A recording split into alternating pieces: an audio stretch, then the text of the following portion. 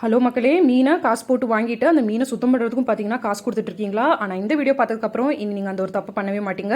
So மீன் சுத்தம் பண்ணுறதுக்கு பார்த்தீங்கன்னா கத்தி வந்து இந்த நரன்னு இருக்கும் இல்லையா, அந்த இதோ இந்த மாதிரியான கத்தி இதை வந்துட்டு நீங்கள் யூஸ் பண்ணவே கூடாது. பிளெயினாக இருக்கும் இல்லையா, அந்த கத்தி தான் நீங்கள் வந்து மீன் சுத்தம் பண்ணி யூஸ் பண்ணணும். அண்ட் அது எல்லாத்த விட ரொம்ப முக்கியமாக பார்த்தீங்கன்னா இந்த மீனில் இருக்க துடுப்பெல்லாம் பார்த்தீங்கன்னா எப்பேற்பட்ட ஷார்ப்பான கத்தியாக இருந்தாலும் கட் பண்ண முடியாது. கடையில் இருக்க பெரிய அறுவாள் வச்சு கட் பண்ணாதான் கட் பண்ண முடியும்னு நிறைய பேர் நினச்சிட்டு இருப்பீங்க. ஆனால் அப்படி கிடையாது. இந்த குட்டி சிசர் போதுங்க. இந்த துடுப்பு எல்லாத்தையும் டக் டக் டக்குன்னு கட் பண்ணிடலாம். நீங்கள் வந்துட்டு ஒரு தடவை ட்ரை பண்ணிங்கன்னா கண்டிப்பாக ஆச்சரியப்படுவீங்க.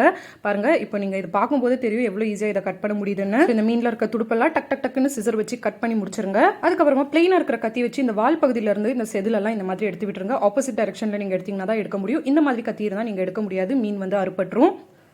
அதுக்கப்புறம் இந்த மாதிரி 2 சைட்லேருந்து இழுத்து இந்த தலைப்பகுதியை பிச்சு போட்டுருங்க. அதுக்கப்புறம் இந்த இடம் இருக்கு இல்லையா, இந்த இடத்த வச்சு ஒரு இழுத்தீங்கன்னா உள்ளே இருக்கிற அந்த குடல் அழுக்கு எல்லாமே வெளியில் வந்துடும். அவ்வளோதான். ஒரு கழுவுனீங்கன்னா